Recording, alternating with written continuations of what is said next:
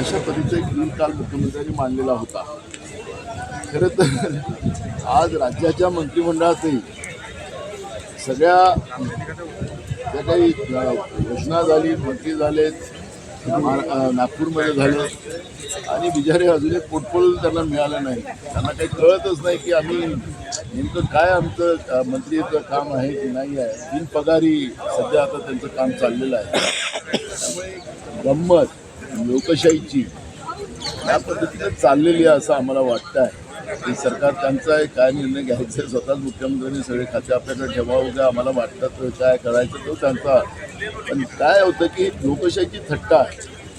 आणि आम्ही काल पण विधानसभेत सांगितलं की सरकार जनतेच्या मतानं निवडून आलेलं नाही. निवडणूक आयोग आणि यांच्या संगनमताने हे सरकार आलेलं आहे. हे वारंवार सांगेल आणि हे शेवटपर्यंत या सरकारला सांगेल. त्यांना हिंमत असेल मार्कंडवाडीमध्ये मॉकपोलियन सरकारच्या आखातीखाली यांनी घ्यावं. ते म्हणतात की तिथं घाबरवलं जातं, भीती घेतली, सरकारने घेतलं पाहिजे. जनतेचा तो अधिकार आहे आणि त्याच्यामुळे हे सरकार जनतेतून आलेलंच नाही. हे निवडणूक आयोगाच्या करामतीमुळे आलेलं आहे आणि हे स्पष्ट झालेलं आहे. त्याच्यामुळे सरकार जे वागते आहे हे लोकांसाठी नाही, स्वतःसाठी शक्य आहे. सर इव्हन उपमुख्यमंत्र्यांना पण खाती दिली नाहीये. हे सांगत आहे मंत्रिमंडळाचं पोर्टफोलिओच दिलं नाही. तर उपमुख्यमंत्री हे मंत्रीच असतात, ते नावाचे उपमुख्यमंत्री असतात. त्यांनाही कुठं नावाचे उपमुख्यमंत्री असतात, त्यालाही मंत्रीच म्हणतात.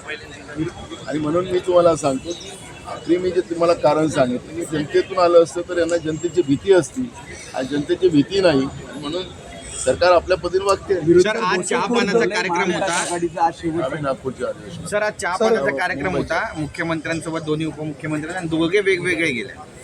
खाते वाटपाबद्दल नाराजी आहे बरीचशी आणि चांगली खाती मिळावी, मलाईदार खाती मिळावी यासाठी लॉबिंग पण सुरू असल्याची माहिती. एवढं बहुमताचं सरकार हल्ल्यानंतर मंत्रिमंडळाचा विस्तारच 22 दिवसानंतर झाला.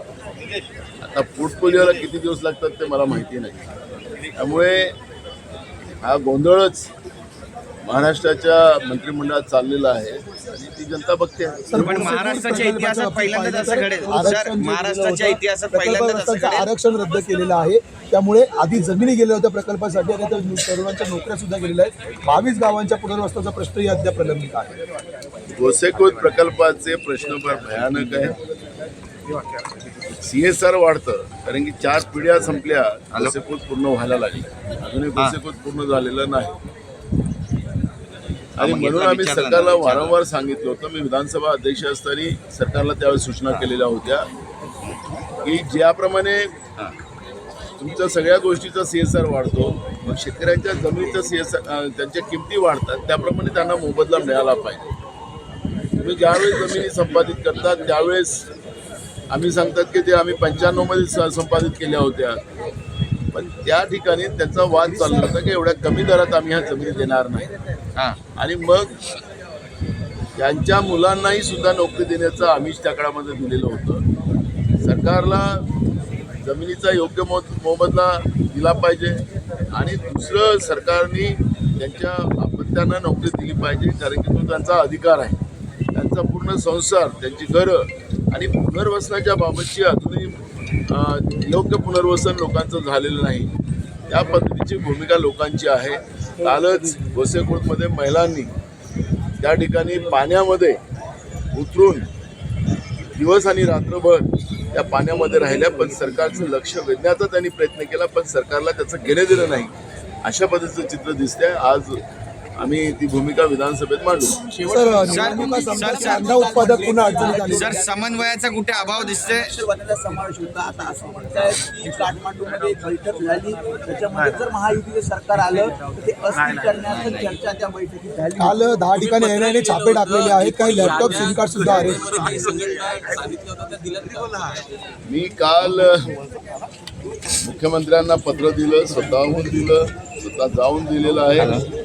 आता त्याच्यामध्ये कोणत्या संघटना त्या कार्बन नक्षल आहेत याची माहिती सरकारने दिली पाहिजे, ती यादी दिली पाहिजे.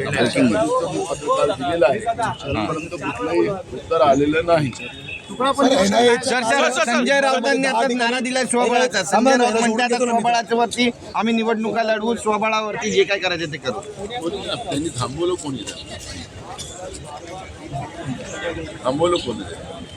त्यामुळे ही काही बातमी होऊ शकत नाही. नाही, पण महाविकास आघाडीतून बाहेर पडायचे संकेत येते. थांबवलं कोणी? नाही ही त्यांचं असं बातमी म्हणणं परत आहे नाही. पडोल साहेब त्यांचं असं म्हणणं आहे की आमच्या कार्यकर्त्यांचं म्हणणं आहे की स्थानिक स्वराज्य संस्थांच्या निवडणुका या स्वबळावरती लढवल्या पाहिजे पक्षाने. काँग्रेस सुद्धा ठीक आहे ना, स्वभाव ही बातमी नाही होऊ शकत.